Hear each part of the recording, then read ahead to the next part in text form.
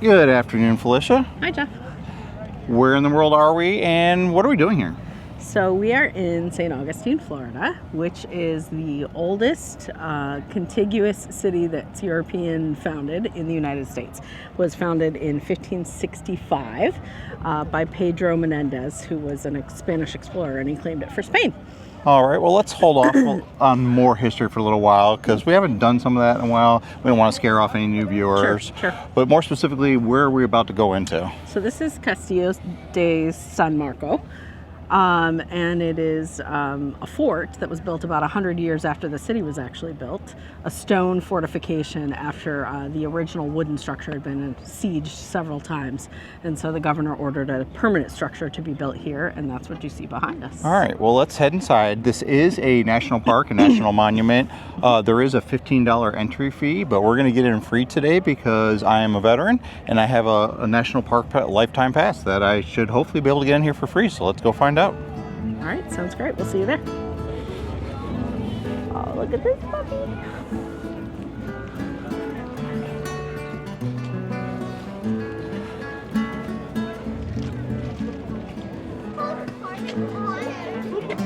Which way? Go to the right. There's something happening there.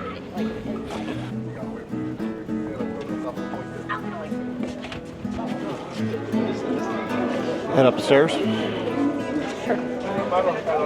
Let's look at the Revolutionary War soldiers in the courtyard. Yeah. They're like too short.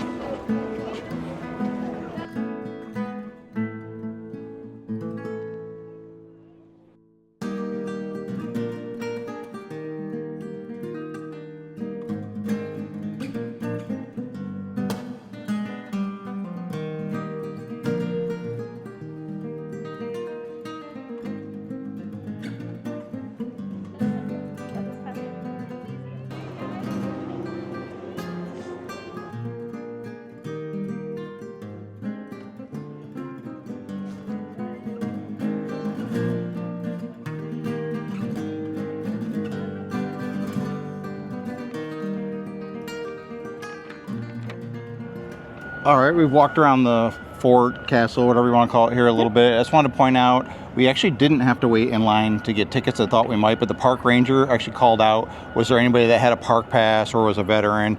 And we just went over to him, showed my ID and my pass, and he just let us right on in and handed us a map. But now that we've walked around here a little bit, do you have any more history you want to share with the masses? So I do. So this fort, the existing fort was actually built beginning in 1672. It took all the way up until 1695 to build this fort. And from the research that I did, just kind of brief research on the drive here, although there was slave labor used in this because it was a Spanish colony at the time, it was actually one of the first places that enslaved British soldiers and slaves would come to and would be allowed into the Spanish Empire. And the Spanish Empire by then had a no slavery policy, and so they were some of the first freed people in the United States.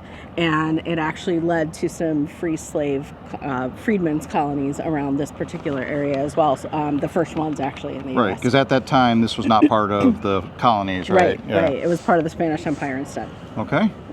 All right, well, let's walk around here a little bit more, and then we'll head on to our next destination, which we're not really sure what it is yet. We'll have to figure it out as we go along. We don't have a great plan, but we'll figure it out. We always do. All right.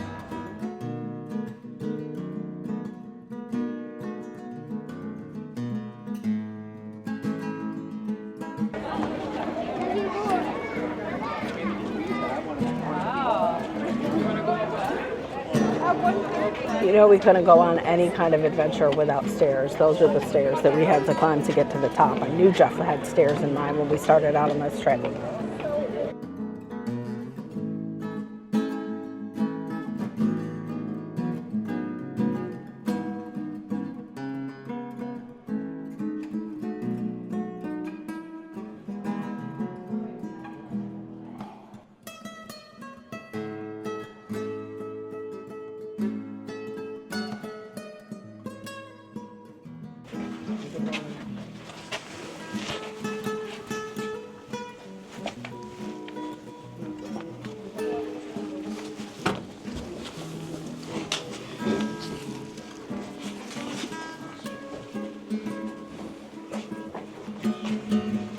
Felicia, I might make you climb stairs, but you're the one that just made me crawl on my hands and knees through That's a true. little tunnel. You're right, you're right.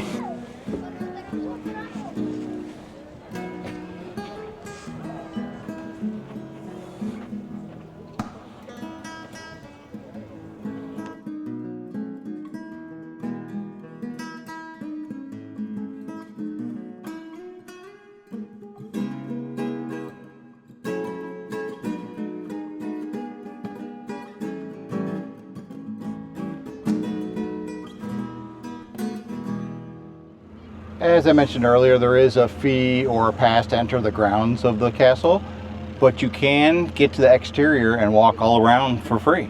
Right. There's quite a few people that I think that just came here today to do that. Makes sense. Is there any more history you want to add before we move on to our next destination here in St. Augustine? So what you can see behind us is a moat, and this is an interesting moat because unlike what you think of as a moat that's filled with water to keep, with the crocodiles and the whatever to keep the pirates away, this actually was a dry moat. And so it was just used to protect against infantry invasions. But in the early 1700s, the entire town of St. Augustine was besieged, and the whole town moved into the Castillo. And the moat was used for all of their livestock. That's where their livestock was, because it would kind of hold a little bit of water when it rained, and there was some, vegetation for them to eat and those kind of things. So for about a month, about 1,500 people lived inside this Castillo, and all of their livestock lived in the moat around the outside. All right. Well, I'm getting a little bit peckish, so why don't you say we get something to eat, and then we'll figure out what we want to do for the rest of the day. Sounds great. All right, Felicia, after a pleasant lunch at an Italian restaurant, where did you decide we should go next? So I thought I would torture you. So you're going to tell me more history?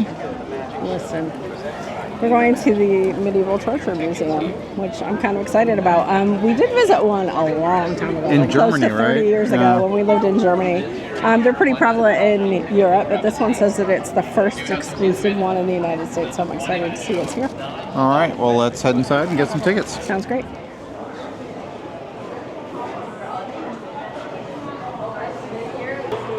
Is this where you buy tickets? No, third floor. Third floor? All right, I thought you were messing with me, but... They don't let me physically torture people. I gotta have some kind of... Well, it said that there was hands-on displays, so like... So, three of you? Yeah, do you have a military discount? Yep, we charge an extra $8,000.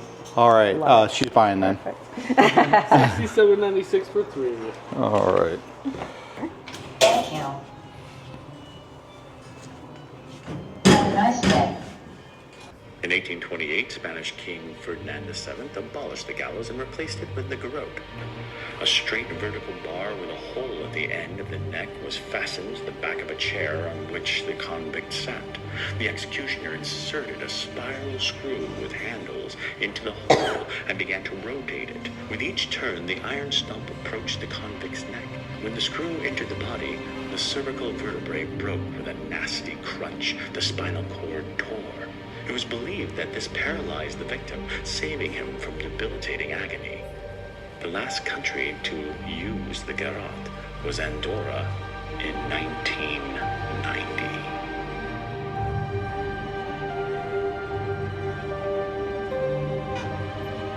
Oh, all right, yeah. This is do not remove the limbs from the chest, so no souvenirs there.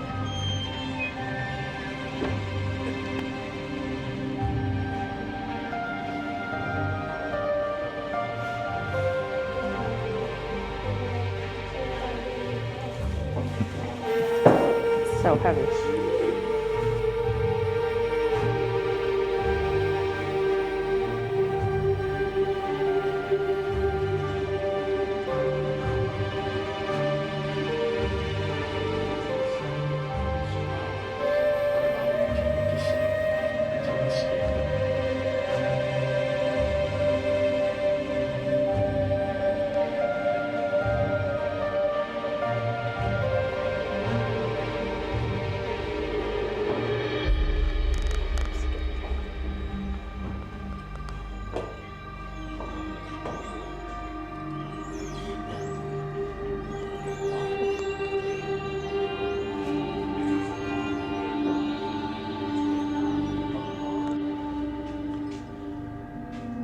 All right, Felicia, let's see what kind of punishment you're going to get. Okay. See if you're a witch or not. Oh, apparently your night. Hmm.